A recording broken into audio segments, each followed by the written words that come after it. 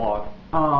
It's been a few days again, and there's a number of things that happened. So I want to talk to you about a few things. First, I want to talk to you about a website called Queerty, where over the past few days they've posted videos of a deposition of at least Howard Dean. I don't frequent the website, but I was pointed out to me this video of a Howard Dean deposition in the case of Donald Hitchcock's lawsuit against the DNC.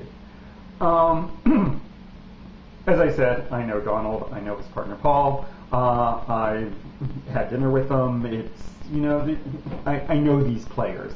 But what disturbs me is the fact that here's a deposition, a videotape deposition, that is, for all intents and purposes, a matter of public record, but is excerpted on a public website. I know that I've seen legal documents posted on public websites. I know that I've seen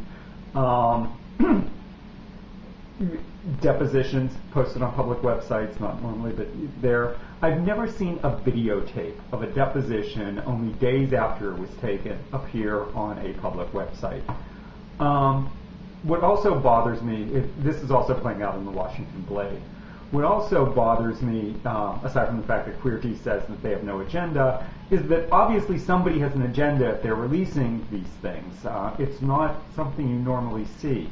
But beyond that, what bothers me is that the people that are reading this or watching this video are saying things like, Howard Dean, he doesn't remember reading a newspaper 3 years ago.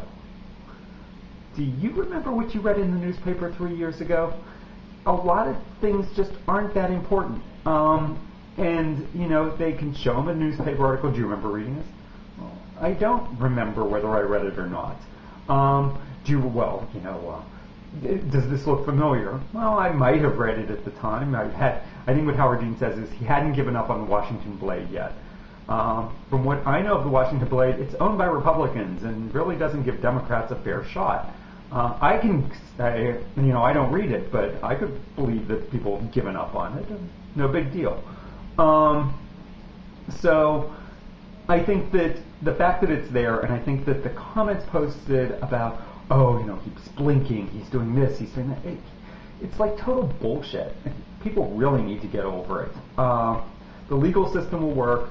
Donald will either prevail or he won't. There'll be a settlement or there won't. We'll see what happens. I think the facts will come out, but I think that trying to play this out in the media is just kind of really sleazy. Moving on.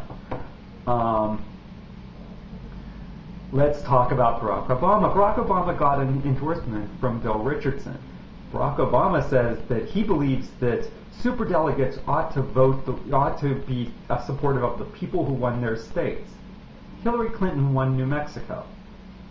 Why is he accepting an endorsement from Bill Richardson as a superdelegate if Hillary Clinton won New Mexico? Shouldn't he be encouraging Bill Richardson to at least be remaining neutral now, or to be supporting Hillary Clinton? Same thing with Ted Kennedy, John Kerry, Deval Patrick in Massachusetts. There's this great inconsistency in what the Obama campaign says and the way that it actually behaves, especially in regards to superdelegates. They're really trying to take on this air of invincibility. We're going to win. Well, maybe they're going to win, maybe they aren't. I've heard that they've basically written off Pennsylvania. The polls are showing Hillary with a 10-point lead there, and they don't think that he's going to overcome that.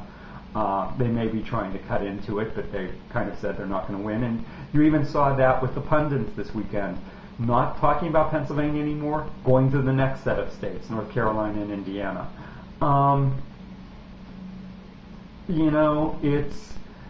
Pennsylvania's a big state.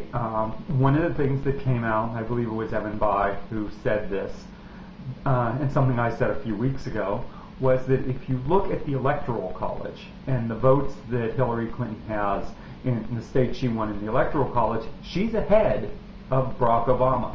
Barack Obama probably can't catch up with the number of electoral votes that she currently would have given her win. This is still very much a live contest. As I say, I think it's a mess for the Democrats. I'm not real happy about it, but it's something we have to live with. The other point that I want to make is that this could go to the convention. People don't really want it to. People I've spoken with involved in various organizations don't want it to.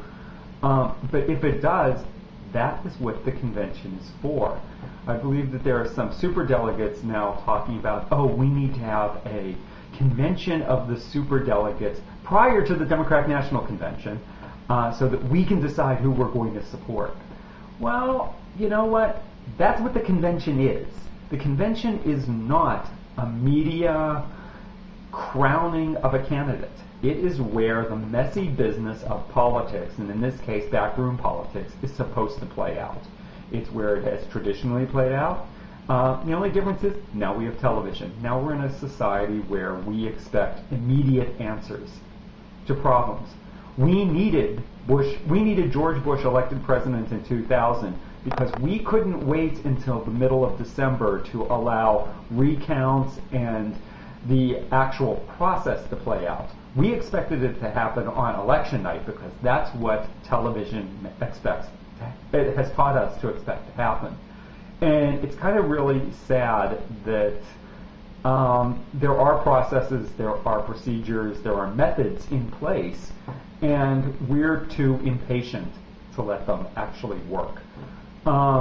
So, this whole thing about, we need the superdelegate convention, right after all the primaries have played out so we can decide who we're going to anoint at the Democratic National Convention. Folks. Let it play out. Last thing I want to talk about is a set of house parties that are occurring, sponsored by National Stonewall Democrats. I'm on the board of National Stonewall Democrats. I'm really excited that they've gotten two representatives, one from the Clinton campaign, one from the Obama campaign, to appear at the House parties. I think that there is a interesting choice on behalf of the Obama campaign. The Clinton campaign is going to be represented by Chelsea Clinton. I think that's really cool. I think that's really great. The Obama campaign is going to be represented by Melissa Etheridge, that great political commentator. Sure, she's a personality, and there are going to be lots of people that are impressed by her stardom. However, I remember her on the Logo interview where she basically attacked Hillary Clinton for things that Bill Clinton did. I really get pissed off when people judge a woman based upon what her husband did. They're not judging Barack Obama based upon what Michelle Obama does, but they're certainly willing to do that with Hillary. And it's kind of, again, a sad, pathetic state of the world type thing that we're in. Anyway, that's enough for tonight. Thanks for listening. Talk to you later. Bye-bye.